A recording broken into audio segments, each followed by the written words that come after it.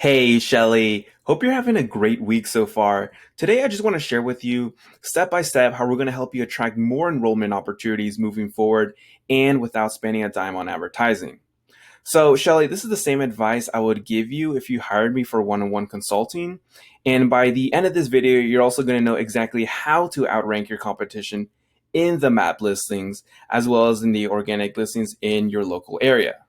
Now, if you at any point in this video you want to speed it up, there should be a button on the right hand side to make it go faster. So feel free to do that if you want. Now, Shelly, before we go any further, I do want to set some expectations up front, as well as talk about who this training is for and who it's not for. So, first of all, Shelly, this presentation is designed for preschool directors, not marketers. So, I'm going to keep this information as simple as possible and avoid all technobabble because I just want to, let you know that preschools, I want them to understand that they can actually do this on their own if they want to. Alternatively, Shelly, you can take this information and you can audit your SEO company to see if they actually know what they're doing. But this entire training will be taught in very simple terms. In fact, if you watch all the way through this, I'm going to give you the exact blueprint to rank your preschool. And usually I charge $37 on my website for that blueprint, but you're going to get it today for free if you stick around for the end of this presentation. Now, Shelly, with that in mind, let's set some expectations. You see, I'm not saying that if you watch this video, you're going to sell your preschool in 13 months and retire. This isn't a get rich quick scheme. And if you're not even planning on selling your preschool, no problem. This is merely a practical guide that shows you how we're able to help preschools achieve their goals of enrolling more children into their program through ranking at the top of Google Maps. So, Shelly, in this training, I'm going to be sharing how to rank your preschool on Google Maps in 3 easy steps. I'll also show you how you can ethically spy on your competition so you can quickly beat them. And finally, I'm going to reveal to you how you can find thousands of topics that your future clients are searching for that have zero competition. So, Shelly, let's get started. How to rank in Google Maps in 3 easy steps.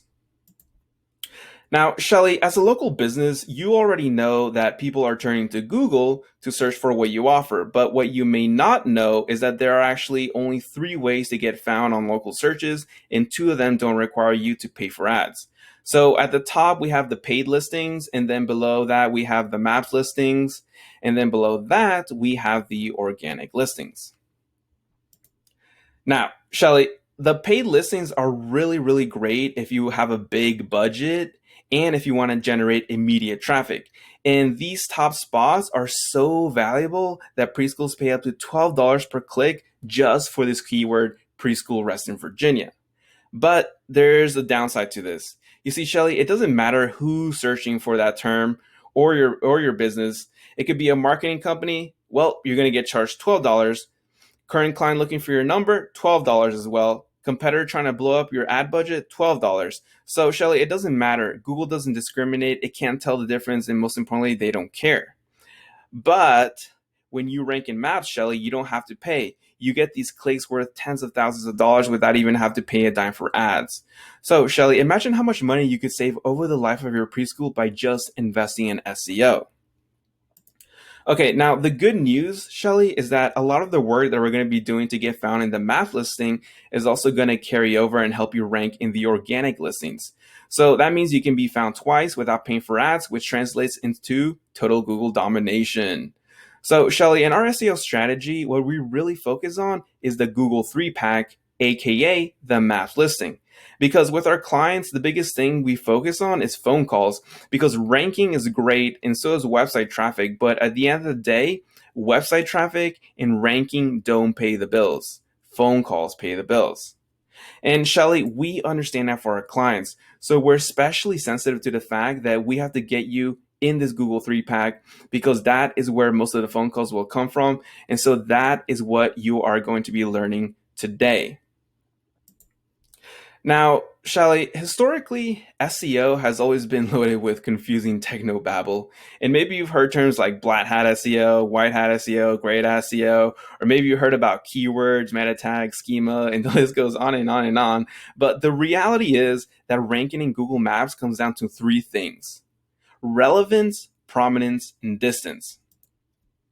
So relevance means how relevant your website is to what the searcher is looking for. Prominence comes down to how prominent your business is online, meaning how many different places it's found online. And distance refers to how far away your location is from the searcher's location. Now, as I'm sure you know, Google is always tracking you, so they know where you're physically located and they want to return the closest results. That's why if both you and I search for Starbucks from where we're sitting right now, we'll get completely different results. Now, we obviously, can't control where the searcher is located, but when they perform a search, but there are a few things that you can do to increase the reach of your business. So, Shelly, ranking in Google is as simple as increasing the relevance, increasing the prominence, and then expanding the radius of the area in which you appear. That's it. It's that simple. So now, Shelly, let's talk about how to increase your relevance. And it starts by selecting the correct categories on your Google My Business profile, which you can select up to 10 categories. Now, we've already done that for you, but if we start working together, you need to keep your eye on new categories. And it's important that you select all the categories that are applicable to your school, especially the primary category. So one of the first things that we do for our clients is fix their categories to improve their map rankings. That being said, one of the tricky parts about Google and Google My Business is that there are literally thousands of categories that you can select for your school and your business. And obviously, different types of schools should select different categories. Now, Shelly, another way to increase the relevance is to get more reviews for your business. And reviews are important in two ways. First, they serve as social proof, meaning when someone goes to your preschool, meaning when someone sees your preschool ranking on Google Maps, often the reviews are the thing that motivates people to pick up the phone and call you. It's the one thing that differentiates you from your competitors. In fact, Shelly, we once consulted an attorney client who was ranking in Google Maps for some extremely competitive keywords in Chicago, but they weren't getting a lot of phone calls. So we took a closer look and we realized that they only had 5 reviews on their Google My Business profile. And the other two firms that were ranking in Google Maps had 10 and 15 reviews respectively. So we gave them a homework assignment. We said, hey, you need to get 20 new reviews, which would get them to a total of 25 reviews. And that would make them the most reviewed business out of the 3 firms in Google Maps. So they worked really hard over the next 2 weeks and they got the reviews. And the following week was their busiest week in the history of their law firm. So that law firm benefited from having a lot of reviews as well. And their Google listing had more reviews than any of their competitors, and their clients routinely called citing the reviews as the primary reason for picking up the phone. Now, Shelly, in addition to social proof, we found that when reviews contain keywords that are related to, your niche and your service area as well, and as well as the geographic location, the business ranks higher in Google Maps. You see, Shelly, the actual number of reviews by itself will not make you rank higher, but if you can get keywords in those reviews, that will make you rank higher. And that's actually why you can have a lot of reviews, but rank lower than another business with fewer reviews than you. So it's all about quality. Okay, so that begs the question, how do you get, those reviews without keyword stuffing? Well, it's actually really simple. All you do is just send a client an email that gives them some questions to answer to help them write a great review. So a great email should go something like this. Dear client, a lot of times clients are happy with our service, but they aren't quite sure what to write in a review. Below are some questions that should give you some ideas and will make your review more useful for other people who are also in need of our services. So then you ask them questions like these. What services did we complete for you? In which city or county did we serve you? Did we do a good job? What were some of your favorite things about working with us? How have we helped you with anything else in the past? Did you work with any specific people from our school that you'd like to mention? We really appreciate your review. The more detail you can provide, the better, but we still love a shorter review as well if you're short on time or inspiration. So that is the kind of template that you want to use. So now, Shelly, you might be thinking, I've asked my clients for reviews and they always say they'll leave one, but then they never do. Well, this is actually very common because leaving a review is sometimes a bit of a pain in the butt. So the first hurdle that you'll come against is clients won't leave a review. And sometimes that's because people just get busy and life happens. So people do intend to leave you a review, but sometimes they get distracted and It just never happens. But that's why in our agency, Shelly, we actually automate the review collection process through special tools. And we also use special email templates to get reviews without being pushy, as well as doing the follow up. Now, Shelly, if you want to get those reviews yourself, you can actually overcome this issue in two ways. So first, you need to make it as simple as possible for the reviewer to leave the review. So use the email template. Use an email template like the one I showed you to send an email that lets the client know what they should write. You see, Shelly, writer's block is an excuse that happens more often than not. So this eliminates that right there. Next, instead of having them try to figure out where they should leave you a review, you need to send a link that takes them directly to the screen where they type the review. So to do this, all you have to do is just Google yourself, then go to click write a review, then grab the entire URL in the address bar, then go to a website called bit.ly to create a short link, and then you want to send them that exact link, which will open directly to the window where they will write that review. Okay, now next, Shelly, you also want to give them some sort of incentive so that there's something in it for them to leave the review. Because, Shelly, even the best of us subconsciously have a what's in it for me mentality. So a little incentive will go a long way. So you want to offer to send maybe an Amazon gift card or something similar to thank them for just taking the time to leave a review. Okay, now the third way to increase the relevancy of your website is by doing a bit of optimizing to the website itself. Now, I'm not going to get too technical, but there are a few things that you need to know that are pretty simple to do. So first, you should have one page of content for each area you serve, and there should be a link to each page from your homepage listed on your Google My Business profile. Now, this part is as technical as the presentation is going to get. But you want to make sure that your home page's page title, which is the link that's displayed both in the search engine result page and on the tab of your website browser, follows the format of geo plus keyword plus brand name. Okay. So as you can see here, Lang School, who's ranking #1 in Google, is already following this format. And here's another example just for you. So you could have Reston, Virginia preschool, Freetown Friends School. Now, Shelly, keep in mind that some keywords are easier to rank than others. So I'm going to show you how to figure out which keywords that you want to use in just a few moments. Okay, now moving forward, Shelly, you also want to make sure that you have that your H1 header on each page of your website includes the keyword in the targeted geographical area. So the H1 is typically at the top and it's the largest headline on the page. And if your website is in WordPress, it's really, really easy to change the H1 header and the page title on any given page. So Shelly, to recap, the 3 ways to increase your relevance are to select the correct categories, get more reviews, and optimize your web page using the tips that I provided. Okay, now next we need to talk about how to increase your prominence. And Shelly, in order to do that, you first have to understand this concept and you have to remember this. You see, Google's goal is to return the best results for the searcher. So they try to find the most authoritative and trustworthy business to display in each search. So one way that Google determines a business to be trustworthy and authoritative is by looking at which websites list those businesses and which websites link to those businesses from their website.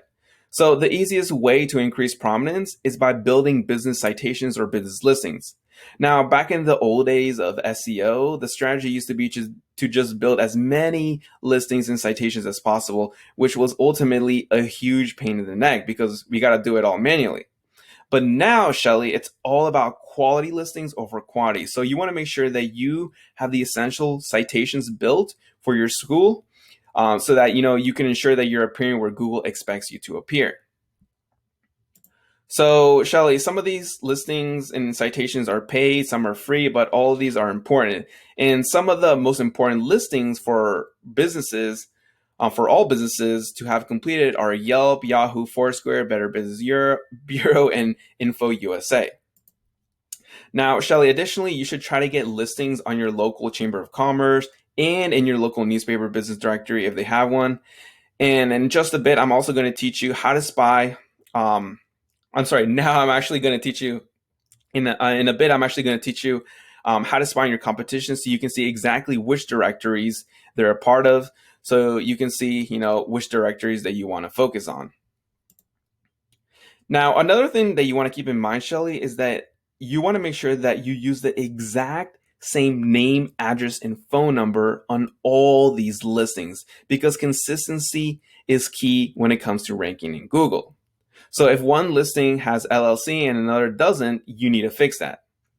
Okay, now the next way to increase the prominence of your website is to get other local organizations to place a backlink from their website to your website.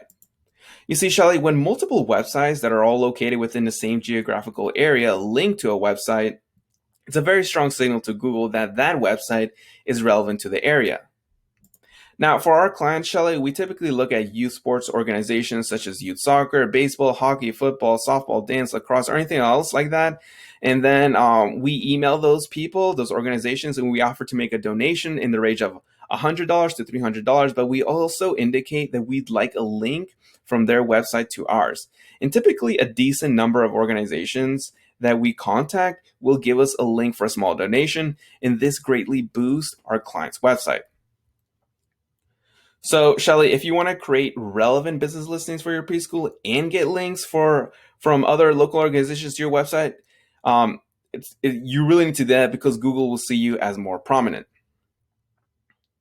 Now, the last factor, Shelly, in ranking is distance to the searcher. So this means how far is your address from the location where the searcher is physically located. So the goal is to extend your reach and make it so that you rank higher further away from your preschool. So, Shelly, there's actually a few ways that you can do that. The first way is to increase the relevance of your preschool, and the second way is to increase the prominence using the methods that we've already discussed. And the third way is to add geotag photos to your Google My Business profile. So to start, Shelly, what you want to do is take 20 interior and 20 exterior photos of your preschool using an iPhone or an Android, with the location services setting turned on. And this will actually add the latitude and the longitude to your images. And then you want to upload those images to your Google My Business profile. Now, Shelly, the next thing that you can do is something that I call the team selfie hack. So what you're going to want to do is have your team take selfies from different locations around Reston, and you want to make sure that they use their phone and have the location data settings turned on. And then next, Shelly, you also want to upload those pictures to the team's photo section of your Google My Business profile. And what this does is it gets the latitude and the longitude of all these locations baked into your profile, which makes you more relevant for the entire city and more likely to rank. So these are just a few ways that you can expand your distance radius and increase the distance of the reach of your website. Okay, Shelly, so now you know how to rank in Google Maps in 3 easy steps. So just increase your relevance, your prominence, and expand your distance radius. And if you follow the steps that I provided you, you'll definitely see an improvement. Okay, now next, we're going to talk about how to ethically spy on your competitors so you can quickly beat them. You see, Google is already telling you what they're looking for to rank a website based on the websites that are already ranking on page 1. So, Shelly, whenever we get a new client, the first thing that we do is we look at the competition and we see what they're doing that got them to the first page. In fact, whenever we're looking at a competitor's website, we always look for a few things: on-page optimization, citations, and backlinks. Now, to check each of these things, we actually have a few tools that we use. So for on-page optimization, we use a Chrome plugin called SEO Minion. And to check which citations the ranking preschools are using, we use a website called Bright Local. And then to see which websites link back to the competition's website, we use a tool called Uber Suggest. Okay, so regarding on-page optimization, if you remember in the last section, we talked about optimizing your website's page title and H1 header.